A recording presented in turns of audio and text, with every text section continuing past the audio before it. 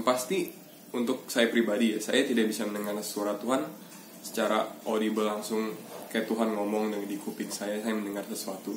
Nah, saya tidak pakai itu.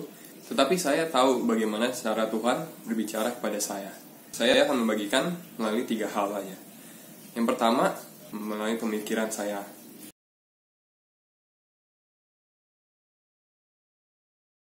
Ceritanya sebelum masuk kuliah, saya masih kelas 3 SMA.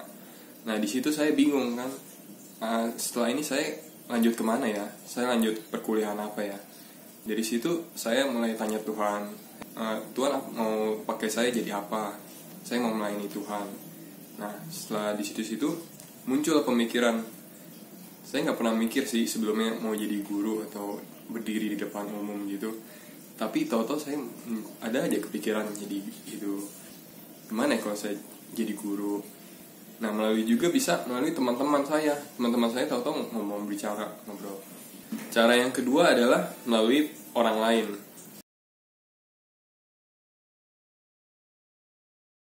Di sini saya juga mau cerita.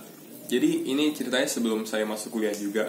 Nah, di situ saya kan ditawarin banyak perkuliahan kan ya. Salah satunya Teachers College di tempat saya berkuliah ini. Yaitu jurusan pendidikan untuk menjadi guru. Itu saya ditawarin oleh mama saya ditawarin oleh Mukse. Nah, pada saat itu saya juga nggak yakin sih untuk menjadi guru. Biarpun Tuhan sudah memberikan tanda-tanda juga, saya ya, mikirnya kayaknya nggak mungkin ya saya jadi guru. Jadi saya masih tetap mikir mencari yang perkuliahan yang lain, jurusan yang lain. Nah, biarpun ditawarin di Teachers College ini full beasiswa, saya juga masih mikir-mikir bisa nggak ya saya menjalani ini. Nah, kemudian setelah saya bimbang, akhirnya saya berbicara kepada Mukse. Nah, dari sini nih saya mulai menyadari bahwa salah satu cara Tuhan berbicara kepada saya itu melalui orang lain. Dan dalam cerita ini melalui Mukse. Nah, entah kenapa saya bisa berpikir kembali untuk mengambil perkuliahan ini. Nah, ini dari perkataan Mukse aja saya juga lupa apa yang dibilangin. Pokoknya setelah berbicara dengan Mukse, saya menjadi oh iya ya, kenapa nggak coba aja ngambil ini? Apa salahnya dicoba? Kayak saya udah dari awal mikir kayak nggak mungkin dapet ya, soalnya beasiswa 100%. Nah, saya juga sadar akan kemampuan saya sebatas mana gitu. Nah, dari situlah saya mulai mencoba dan akhirnya saya mendapat beasiswa 100% itu. Tapi perkuliahan menjadi guru. Nah, ini yang saya agak deg-degan juga karena saya nggak kepikiran aja sih bisa lolos tes itu. Dan itu saya percaya mulai dari situ itu semua udah mulai jalan Tuhan.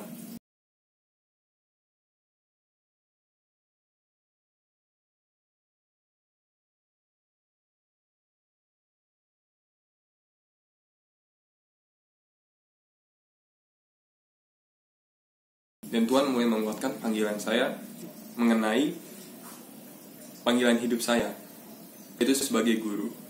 Nah, bagaimana cara saya mendengar suara Tuhan yang ketiga adalah melalui Lectio Divina dan membaca renungan setiap hari.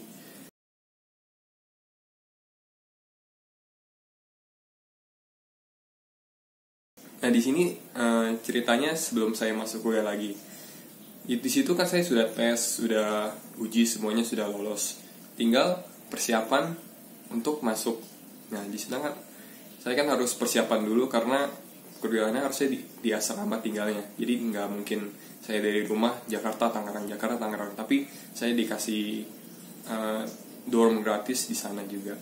Nah, selagi saya persiapan di situ, saya juga tetap Lectio Divina, saya membaca firman Tuhan. Saya dapat ayat dari Yakobus 3 ayat 1 tentang menjadi guru, yaitu jangan semua orang jadi guru lah isinya.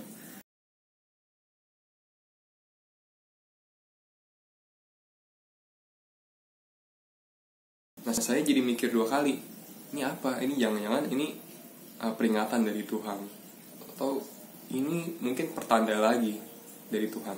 Apakah saya mampu untuk menjalani tugas yang berat ini yang dikatakan di Yakobus 3 ayat 1. Saya mikir jangan semua menjadi guru, karena guru akan dituntut lebih tinggi daripada yang lain. Nah, saya mikir tugas guru berat ya.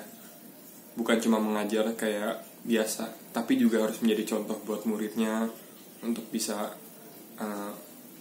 bertemu dengan Tuhan. Bagaimana guru itu tugasnya lebih pokoknya dari sekedar memberikan pelajaran, tetapi juga mengenalkan Tuhan, apalagi sebagai guru Kristen. Itu yang harus kita lakukan. Dari 3 tanda ini, saya juga tidak langsung percaya dengan hal-hal tersebut. Maksudnya tidak langsung, oh ya ini suara Tuhan. Tapi memang benar, kita harus menguji dulu apakah itu benar suara Tuhan atau tidak. Nah, cara mengujinya gampang. Apakah tujuan tersebut? Nah, misalnya saya dikasih tanda untuk perkuliahan ke penjurusan pendidikan untuk jadi guru. Guru apa? Guru Kristen. Nah, tujuannya buat apa? Apakah itu untuk memuliakan Tuhan atau memuliakan diri sendiri? Nah, dari situ saya mulai memikirkan panggilan hidup tersebut. Apakah itu memuliakan Tuhan atau hanya untuk menguji diri sendiri?